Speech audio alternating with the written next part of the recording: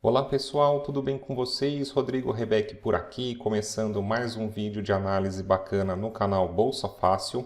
E hoje a gente vai dar uma olhada com o raio-x nas ações da CSN Mineração pelo ticker CMIN3, aparecido no radar dos investidores nas últimas semanas. Alguns seguidores, tanto o pessoal aqui no YouTube como o pessoal no Instagram, pedindo para eu fazer uma análise, e hoje eu consegui separar um tempo para a gente olhar com calma como que tem sido a movimentação do papel e através desse material você poder ter uma segunda opinião para poder tomar a sua decisão de investimentos na Bolsa de Valores.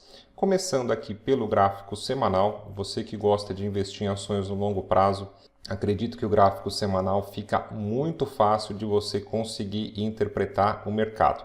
Descobrir ali a tendência principal, as regiões de interesse, para que você faça poucas e boas operações. Aqui em outubro de 22, nós tivemos o papel formando as suas mínimas históricas na casa de R$ 2,10, um pouco após o IPO da companhia, que foi em 2021.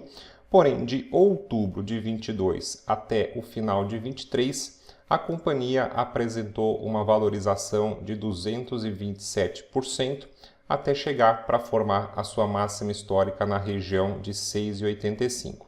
Aqui no gráfico semanal a gente também consegue entender que em outubro de 22 nós tivemos esse fundo do poço e de lá para cá o papel se desenvolve numa tendência principal de alta no longo prazo, haja visto a formação de topos e fundos cada vez mais altos. A gente pode até ligar uma linha de tendência de alta aproximando-se aí dos fundos. Uma dica importante para você: tome cuidado para você não estar invertido na bolsa de valores. Aqui a gente tem uma tendência de alta e o que pode ser interessante? O papel caiu, você comprou cada vez mais barato. Por quê? Geralmente quando a gente tem esses movimentos de expansão, as ações da companhia elas viram manchete e aí você pode acabar comprando no topo da tendência. Mesmo você comprado a favor do movimento principal, você está sempre invertido no movimento.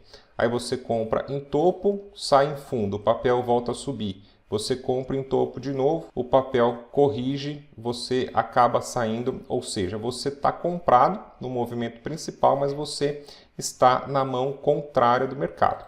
Por isso que é interessante a gente conseguir entender o movimento de longo prazo, e eu acredito que o gráfico semanal nos ajuda muito nesse sentido, para que você possa entender então que você vai eventualmente surfar uma tendência de alta, mas a ideia é sempre você ir caçando os fundos para que você possa ficar melhor posicionado não só em valorização, em ganho de capital, mas conforme você vai montando a sua posição, preços médios mais baixos, você tende a receber cada vez mais dividendos na sua carteira. Aproximando agora um pouco o zoom no gráfico semanal ainda para que a gente consiga entender a movimentação mais recente do mercado. Aqui em janeiro de 25 nós tivemos uma forte entrada dos compradores para um rally de alta nesse primeiro trimestre do ano, até chegar para fazer esse topo em 6,25. E de março até agora, praticamente, nós tivemos uma queda de 23%. Olha que interessante, nesse momento aqui a gente poderia fazer o quê? A gente poderia comprar então as ações da CSN a favor do movimento principal, mas aproveitando eventualmente essa promoção de pagar o papel 23% mais barato, comprando após um movimento de queda para que você tenha eventualmente uma melhor posição na sua carteira. Esse candle aqui também da semana retrasada, até identifiquei ele com essa seta azul, indicando uma forte entrada dos compradores nessa região de interesse do mercado. A gente observa como esse nível de preços atrás funcionou como resistência. Aqui na região de R$ 4,40 até R$ 4,00 funcionando como suporte. Uma vez que o mercado superou esse nível e fez o pullback para voltar a testar, esses patamares de preços então podendo funcionar como suporte. Nós tivemos essa primeira alta aqui em janeiro de 25 e o movimento pode se repetir agora, a gente tendo um alvo aí perto da região de R$ 6,00 ou 6,25, a gente identifica com uma potencial valorização de 22%. Uma vez então que a gente deu uma olhada no gráfico, vamos passar por alguns números importantes aqui da companhia para que você possa ter mais clareza na sua tomada de decisão. Aqui pelo site do Investidor 10 eu vou passo a passo, devagar, explicando para você os principais pontos sobre como que você pode fazer o raio-x de ações na Bolsa de Valores. Primeiro indicador interessante aqui é a primeira ferramenta do site Investidor 10, trazendo para a gente uma ideia de rentabilidade real, ou seja, já considerando quanto que foi o ganho de capital, quanto que foi o pagamento de dividendos e descontando também a inflação. Mais recentemente a gente vê aqui uma valorização de 36% em 2 anos, ou seja, vamos arredondar isso para um ganho, um investimento de 18% ao ano nos últimos 2 anos. Um primeiro ponto positivo, principalmente enfrentando a renda fixa no Brasil, que hoje paga bem com a nossa Selic em 15% ao ano. Na sequência, nós temos essa ferramenta pronta de valuation no site Investidor 10, que ela já aplica a fórmula de Benjamin Graham, que foi o mentor de Warren Buffett. O papel hoje na casa de 5,11, existe, pela fórmula de Graham, um potencial de valorização de mais 3%, chegando aí perto de 5,30. Em termos agora de indicadores, a primeira recomendação que eu faço para você é que você busque investir em companhias lucrativas na Bolsa de Valores, que você valorize o seu dinheiro, que você pense em entrar como um pequeno sócio de grandes negócios. Nesse sentido, acredito que a margem líquida é a mais importante delas, porque é realmente o que vai mostrar o que sobra de lucro no caixa da companhia para que ela possa distribuir dividendos ou para que ela possa reinvestir no seu negócio, visando crescimento e ganho de mercado. A margem líquida ela acaba apurando o lucro depois que a companhia pagou todos os seus custos, despesas, impostos, dívidas, enfim, o que realmente vai sobrar ao final da operação. De margem líquida, eu gosto de ter um filtro de pelo menos acima de 10%, um filtro padrão, mas a gente precisa também comparar com o setor. Nesse momento, em 18,5%, a companhia se mostrando lucrativa e a média da empresa, nesses últimos 5 anos, aí, praticamente desde o seu IPO, também bastante acima desse nível de 10%, dando uma lavada no setor frente aí aos seus concorrentes, que é na casa de 1,89, ou seja, nesse primeiro momento, a margem líquida passando no nosso filtro. Outro indicador interessante que você pode avaliar o desempenho financeiro da companhia é o ROI. Ele vai dar uma ideia para a gente de retorno sobre o investimento. O ROI, eu gosto de ter um parâmetro de comparar ele com a Selic, já que a Selic, pelo menos em tese aqui no Brasil, seria o ativo livre de risco, o quanto a gente mais conseguiria ganhar com o menor risco, na casa de 15%. Não está tão fácil as companhias hoje superarem a Selic, em termos de ROI, em termos de pagamento de dividendos, mas nesse cenário aqui também nos chama a atenção. Atualmente hoje em 35% e a média da empresa ainda mais alta, 37%, ou seja, mostrando que nos últimos anos a Semin 3 ela vem realmente trazendo um ótimo retorno para o acionista e dando mais uma lavada no setor, que apresenta um ROI de quase 4%. Uma vez então que a companhia passou nos nossos critérios de lucratividade, é muito importante que a gente avalie o endividamento da companhia. É importante que as empresas elas tenham a sua dívida sob controle para minimizar o risco de falência, que pode ser o maior medo do acionista de longo prazo na bolsa. E também, se você tem um endividamento muito alto, grande parte ali do seu faturamento tende a ir para o pagamento dessa dívida e a companhia pode acabar ficando com o seu caixa engessado, sem dinheiro para poder reinvestir no negócio ou mesmo sem dinheiro para poder distribuir melhores dividendos. Nesse sentido, a gente pode observar hoje que a companhia tem mais dinheiro em caixa do que ela deve, por isso que a gente vê esse indicador aqui no negativo, não precisando recorrer nem ao seu patrimônio.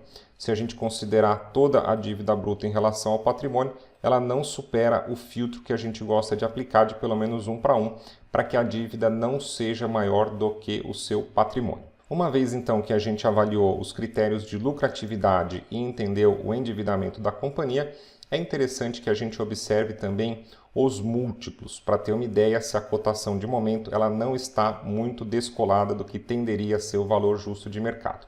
Primeiro múltiplo que a gente pode observar é o PL, o preço em relação ao lucro por ação, a CSN trazendo um lucro por ação de 66 centavos nos últimos 12 meses, o papel hoje negociado aí na casa de R$ 5,00, a gente tem uma ideia de PL na casa de 7 anos. Para mim, interessante. Eu gosto de buscar companhias com PL em até 10 ou até 15 no máximo. E a gente vê também que está bem perto aí, bem próximo também frente aos seus concorrentes. No gráfico do PL, a gente entende também esse comparativo aqui é importante. A média da empresa na casa de 8,5 e hoje abaixo da média. Ou seja, a gente entende que o mercado vem precificando historicamente que um PL razoável interessante para a companhia é de 8,5. E nesse momento você conseguindo pagar, você conseguindo comprar um pouco abaixo da média da empresa, você pode ter uma vantagem frente ao histórico de preços negociados da companhia. Outro múltiplo interessante para a gente observar é o PVP. Para a gente chegar no PVP, primeiro a gente precisa avaliar o VPA, que é o valor patrimonial por ação. Ou seja, a gente vai pegar o patrimônio líquido da companhia, dividir pelo número de ações negociadas na bolsa para que a gente tenha uma ideia de preço justo de 1,87.